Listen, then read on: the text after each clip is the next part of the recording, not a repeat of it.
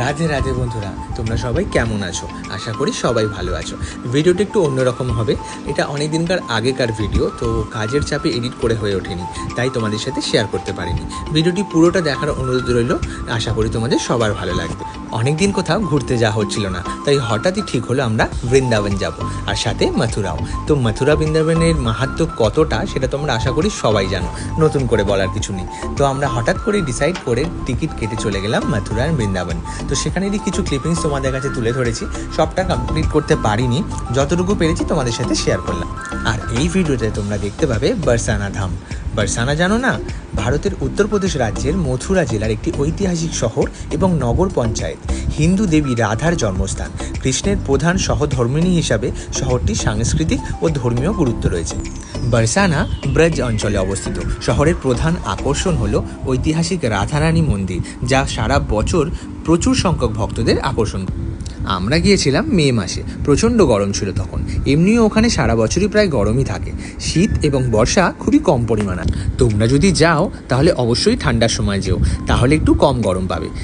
তোমরা যদি by train যাও তাহলে অবশ্যই মথুরা স্টেশনে গিয়ে ওখান থেকে বাস ধরে চলে যেতে পারো বরসানা ধাম। আর বাই ফ্লাইট যদি যাও তাহলে আগ্রা এয়ারপোর্ট মথুরা থেকে সবচেয়ে কাছে। কথা বলতে বলতে চলেই এসেছি মায়ের মন্দিরের কাছে। এখানে মাকে পুজো দেবো বলে কিছু সামগ্রী কিনে নিলাম, এবং তো উঠতে নামতে প্রায় 600টা সিঁড়ি, সেটা অতিক্রম করে মায়ের মন্দিরে যেতে হয়েছিল। এবং মায়ের এই মন্দির প্রায় 597 ফুট উঁচুতে অবস্থিত। দেখো বন্ধুরা, মন্দিরের ভিতরটা কতটা সুন্দর, এবং সারা বছরই এরকম ভিড় থাকে ওখানে। কথায় বলে কৃষ্ণাজি না ডাকলে বৃন্দাবন যাওয়া যায় না, সেরকমই রাধারানী না ডাকলে বরসানাও যাওয়া যায় না। রাধারানীর অসীম কৃপা তাকে দর্শন করার আমি সুযোগ পেয়েছি। বন্ধুরা, তোমরা হয়তো জানো না, দেবী লক্ষ্মীর অবতার হলেন রাধারানী, এবং তাকে গোপী শ্রেষ্ঠা হিসেবেও বর্ণনা করা হয়। হাজার হাজার দর্শনার্থী এভাবেই প্রতিনিয়ত মায়ের দর্শনের উদ্দেশ্যে বরসানা আসে। বন্ধুরা, মাকে সামনে থেকে দেখে আমি তো বাকরুদ্ধ হয়ে গিয়েছিলাম। তোমরাও অবশ্যই পারলে একবার মায়ের দর্শন করে এসো, খুব ভালো লাগবে। দেখতেই পাচ্ছ কতটা ভিড় ছিল। তো ভিড় কাটিয়ে সামনে গিয়ে পুজো দিয়েছিলাম, এবং মায়ের কাছে প্রার্থনা করেছিলাম তার কৃপা যেন আমাদের সকলের ওপর এভাবেই থাকে। বন্ধুরা, রাধারানী ছিলেন প্রেম, কোমলতা, করুণা ও ভক্তির দেবী। পুরাণ মতে স্বয়ং ব্রহ্মদেব রাধার সাথে কৃষ্ণের বিবাহ।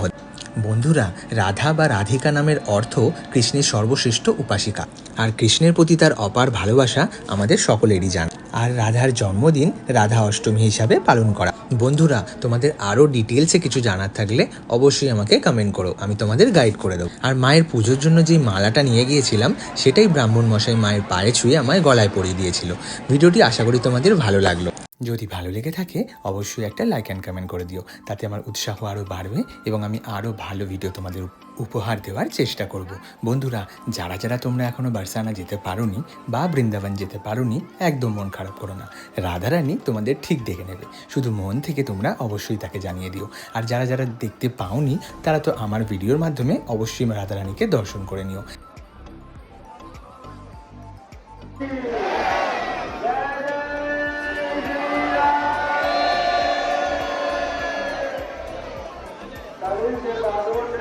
তাই ভাবলাম আজকের এই বিশেষ দিন রাধা অষ্টমী বলে কথা, তাই তোমাদেরও দর্শন করার সুযোগ করে দিই। আর মায়ের দর্শন কেই না করতে চাইবে বলো, তাই তোমাদেরও সেই সুযোগটা করে দিলাম। যদি ভালো লেগে থাকে অবশ্যই কিন্তু কমেন্টে জানিও, আর কমেন্টে রাধে রাধে লিখতে ভুলো না কিন্তু। দেখা হচ্ছে নতুন ভিডিওতে। সবাই ভালো থেকো, সুস্থ থেকো, অ্যান্ড কিপ স্মাইলিং।